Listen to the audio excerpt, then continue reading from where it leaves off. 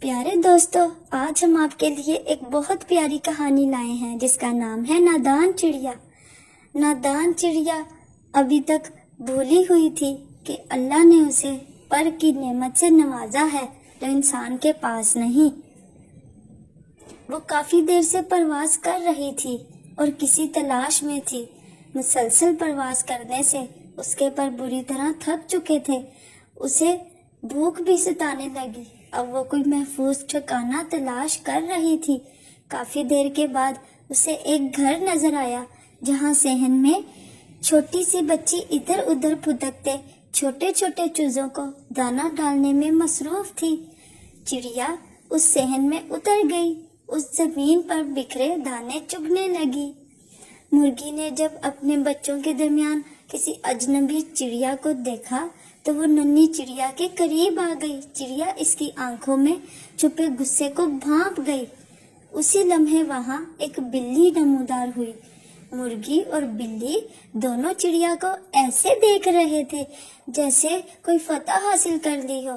ننھی چڑیا دونوں کے ارادوں کو سمجھ چکی تھی۔ چڑیا ابھی ان دونوں کو دیکھ رہی تھی کہ اچانک وہاں ایک اور شکاری آ دھمکا۔ وہ ایک کتا تھا۔ چڑیا کو دیکھ کر اس انداز میں بھونکنے لگا جیسے مرغی اور بلی کو بتا رہا ہو کہ یہ نیا مہمان صرف میرا ہے۔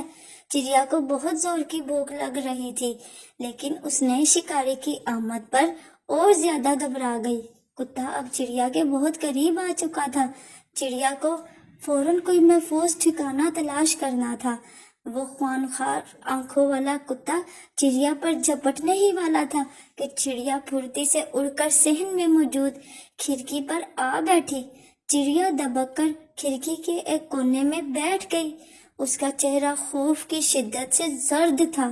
اس نے سوچا اگر یہ کھڑکی اسے نظر نہ آتی تو شاید اب تک وہ خوانخوار آنکھوں والا کتے کے معدے میں ہوتی۔ وقت کے ساتھ ساتھ خوف بھی بڑھتا جا رہا تھا۔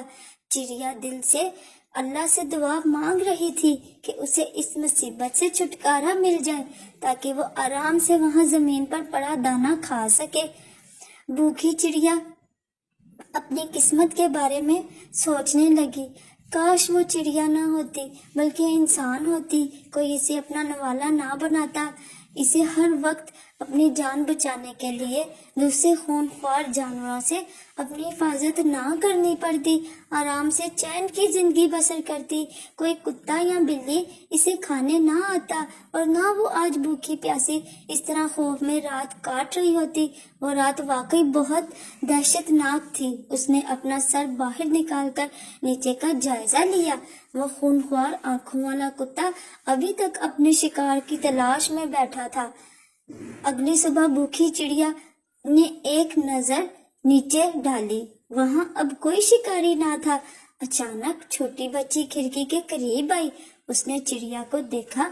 اسے وہ چڑیا تقریباً ادھ مری لگی، ایک کونے میں پڑی بے جان سی نظر آئی۔